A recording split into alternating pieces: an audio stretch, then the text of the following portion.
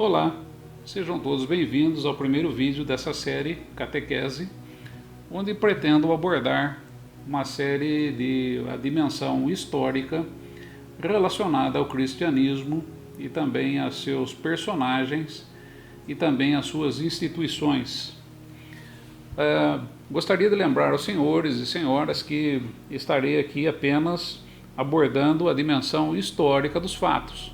Não estarei me aventurando pelas questões teológicas, aí já seria uma outra questão.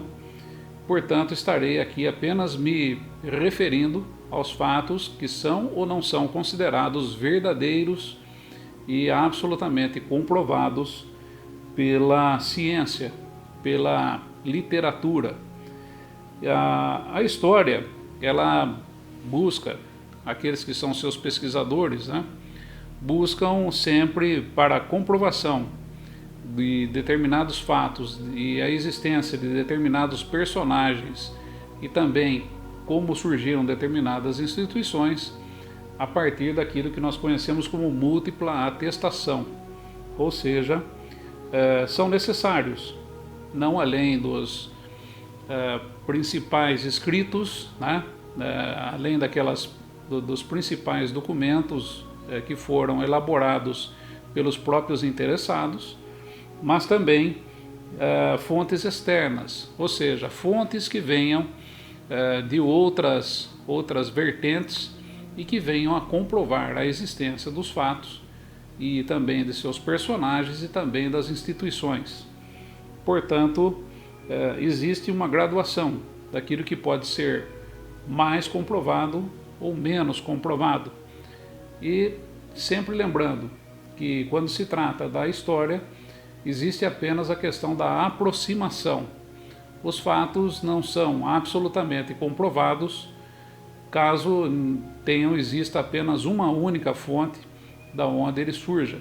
Isso aí é necessário que existam múltiplas fontes e que elas venham atestar a existência, venham fazer com que aqueles fatos, aqueles personagens e aquelas instituições estejam amparadas por também opiniões externas e também por testemunhas oculares externas ao fato. Muito bem, então nesse primeiro vídeo seria interessante, por exemplo, nós darmos um exemplo de um fato que está na Bíblia e que não é comprovado.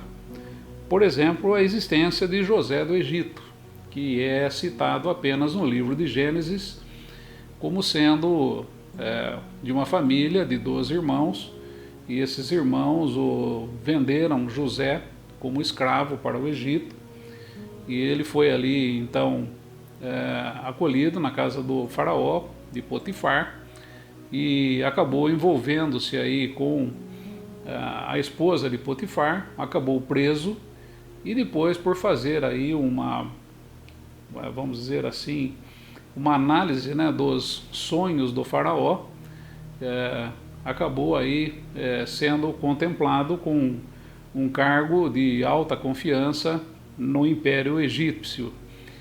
Porém, a existência de José do Egito, ela não é comprovada. Por quê? Porque ela aparece apenas mencionada na Bíblia hebraica, mais especificamente no livro de Gênesis, e portanto não existem fontes externas que mencionem a existência de José do Egito, e muito menos na hierarquia dos faraós egípcios da época e de seus altos mandatários, nunca apareceu nenhum José ali registrado. Portanto, a existência de José ela é bastante remota de ele ter existido na realidade.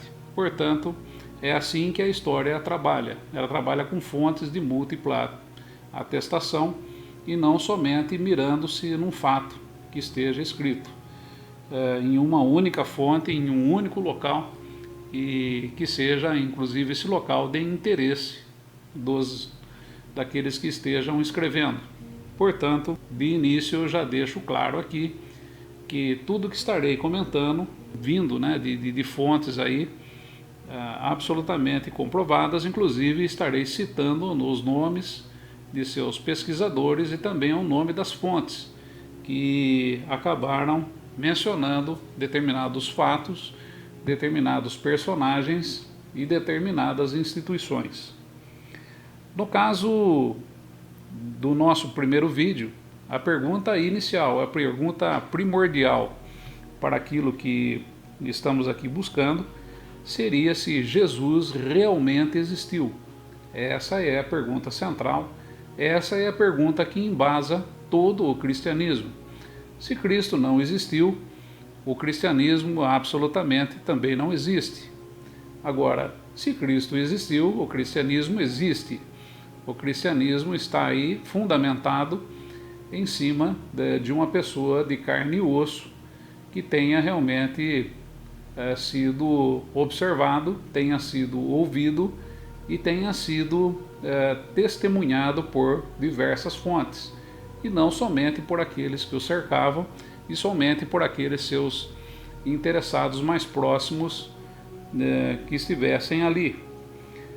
Existe desde do cristianismo antigo, né, da antiguidade, na patrística, ele é citado, e também é citado, por exemplo, nos livros ágrafas ou nos apócrifos, como por exemplo o livro de Tomé, que é também uma fonte não considerada pela igreja, mas que faz citações a Jesus e que foi escrito na época em que ele esteve realmente entre nós.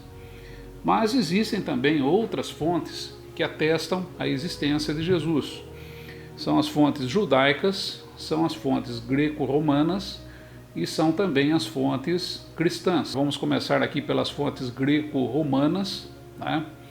E antes de começarmos a citar aqui o nosso primeiro atestador, né, da existência de Cristo, vamos citar um fato que encontra-se no livro de Atos, capítulo 18, de versos de 1 a 2, que diz o seguinte: Depois disso, Paulo afastou-se de Atenas e foi para Corinto.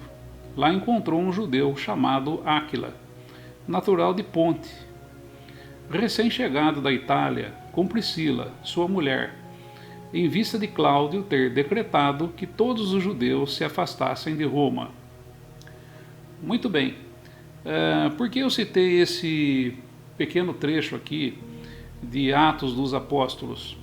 Porque o nosso primeiro atestador a respeito da existência de Cristo é uma personagem chamada Suetônio.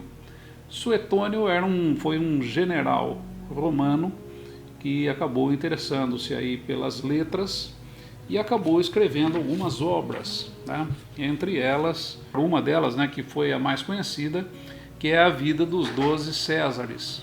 Ele fez aí um apanhado, escreveu a respeito dos 12 principais Césares romanos e acabou em uma dessas citações fazendo o seguinte comentário: ele baniu de Roma todos os judeus que estavam continuamente fazendo distúrbios por instigação de um Crestus. Muito bem, aqui vocês podem ver Suetônio, que escreveu a vida dos 12 Césares, fazendo uma referência exatamente quando ele fez um comentário a respeito de Cláudio, o imperador Cláudio. Ele comentou aqui a respeito de alguns distúrbios que estavam sendo provocados em Roma a partir de um tal de Crestus.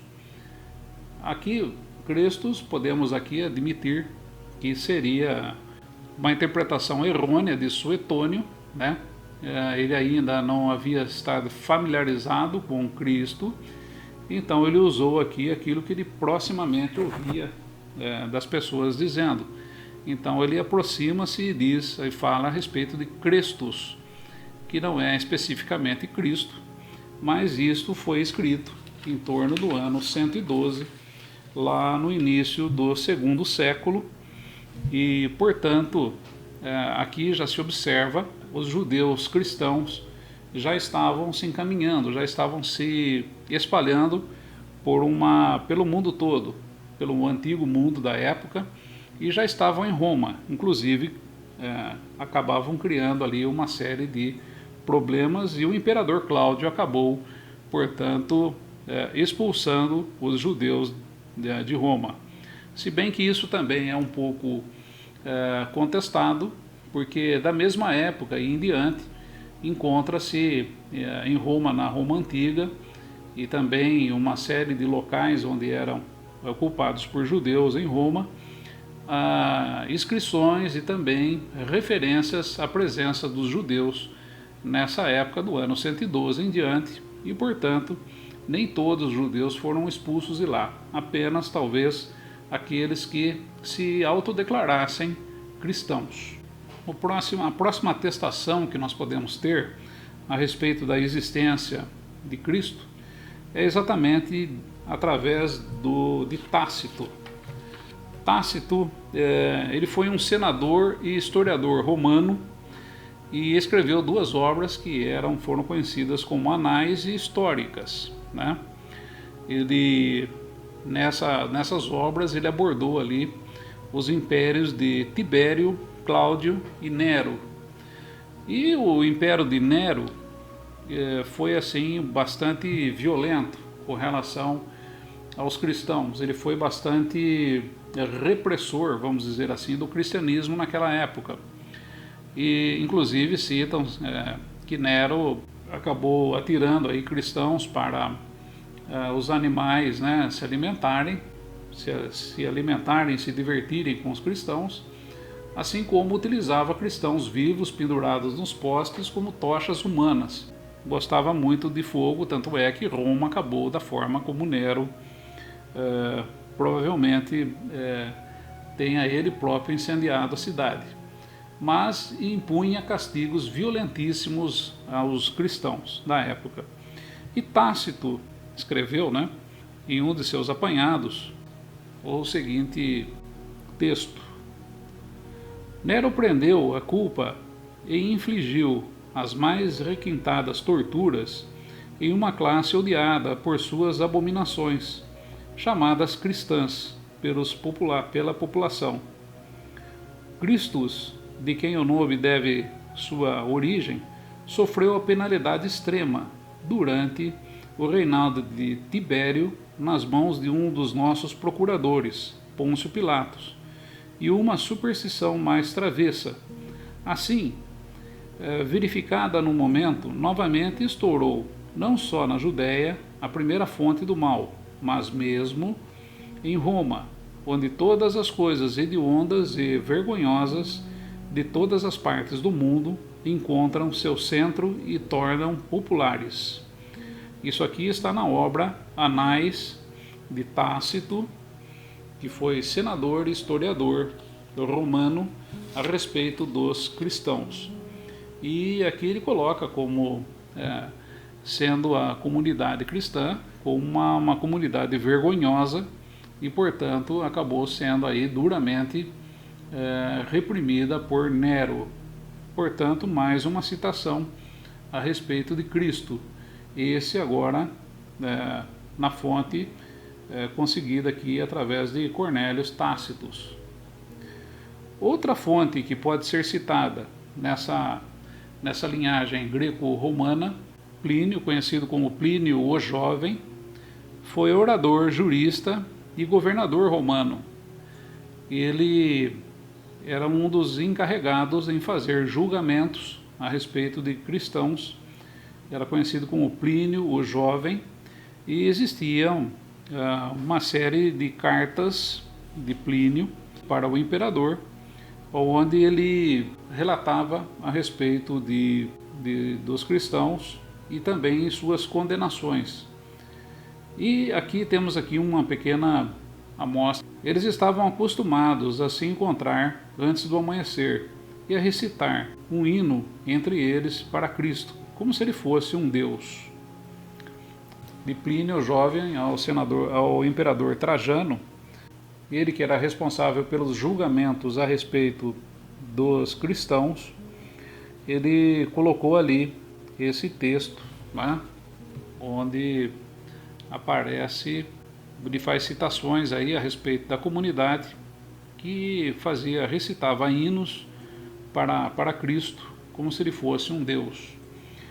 Então aqui estão as três fontes greco-romanas, né, que atestam a existência, que foram exatamente Suetônio, Tácito e Plínio. Existem também, para a atestação da existência de Cristo, as fontes judaicas, e a principal dela, né, está aí a fonte conhecida como a Flávios Josefos. Flávio Josefos foi um judeu que acabou aí agregando a ele próprio uma personalidade romana. Inclusive ele trocou o próprio nome, ele usou Flávios. Flávio Josefos, ele se sentiu culpado quando Tito, o filho de Vespasiano, invadiu Jerusalém e acabou destruindo por volta do ano 70 e dizimou toda a população e acabou com Jerusalém naquela época, né? Então, Flávios Josefos, ele escreveu um livro chamado Antiguidades Judaicas para se redimir daquilo que acabou acontecendo e praticamente a destruição de Jerusalém por parte do imperador Vespasiano. Então, através nesse livro das Antiguidades Judaicas, nós podemos encontrar aí a referência de Flávio Josefos aos cristãos. Entretanto, aqui é importante lembrar que Flávio Josefos não foi contemporâneo daquela época e aqui ele acabou obtendo fontes juntamente com os cristãos para poder estar fazendo os seus escritos. Portanto, é uma fonte assim um pouco contestada, porque ele já em alguns momentos partiu e fez aí referências ao cristianismo que ele acabou simplesmente aprendendo com a comunidade cristã do local. Ele não foi testemunha ocular dos fatos.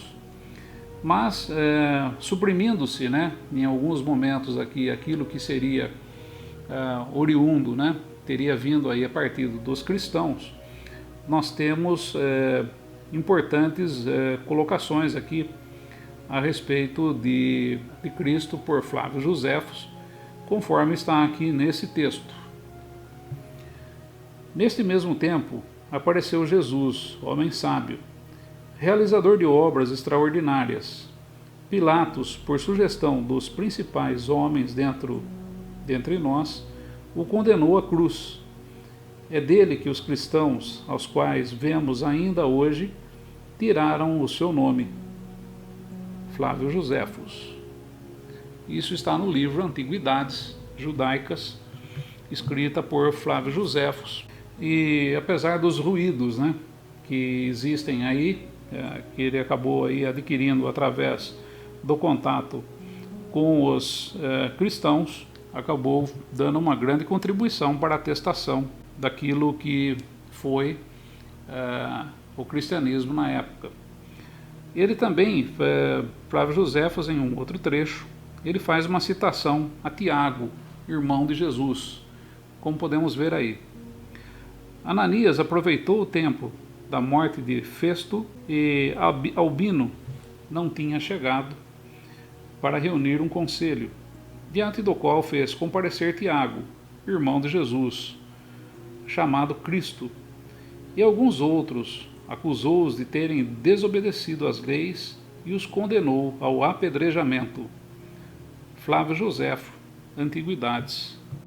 Aqui ele fez uma menção, né, então a Tiago, irmão de Jesus, sendo que podemos fazer uma atestação também a respeito desse mesmo Tiago na carta de Paulo, aquela que é considerada uma carta autêntica de Paulo, que é a carta aos Gálatas, como podemos ver nessa escritura.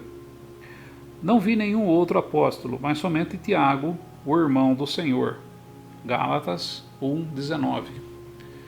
Portanto, vocês podem aqui observar as escrituras a respeito de Tiago, irmão de Jesus, como sendo assim citado, tanto naquilo que foi escrito por Flávio Joséfos, como também com aquilo que está na carta de Gálatas, e, portanto, a probabilidade disso ser quase que 100% autêntico é bastante grande. Aí está. Os evangelhos, eles são fontes também, né, para a atestação da existência de Cristo, obviamente. O mais antigo seria o Evangelho de Marcos, tá? E depois aí temos aí os evangelhos de Mateus e Lucas, através daquilo que nós conhecemos como fonte Q, ou fonte Quelle, como diria em alemão, que é um conjunto de 225 versos que podem ser encontrados tanto nos evangelhos de Mateus como no evangelho de Lucas. O evangelho de João, ele também serve, né? É uma linha, vamos dizer assim, de escritura distinta dos evangelhos sinóticos, né? Mas também serve como atestação, porém ele já aborda uma dimensão um pouco diferente a respeito de Jesus. Temos também a patrística, confirmando aí a existência do Cristo, e também os livros considerados ágrafos, né? Que seriam os apócrifos, e o principal deles seria aí o Evangelho de Tomé. Também as fontes, dentro das fontes judaicas, algumas menções aí também, como pode ser encontrado no Talmud, mas o Talmud, como ele foi escrito muito depois e também a partir de rabinos, não se pode ser considerado uma fonte absolutamente segura, mesmo porque, apesar de estar ali citado o Cristo, também devemos nos lembrar que sempre existiu aí uma animosidade entre judeus e cristãos, e portanto os fatos ali citados, eles estão muitas vezes cheios aí de interesses por parte dos judeus. O mesmo acontece com as escrituras de Toledo e Yeshu.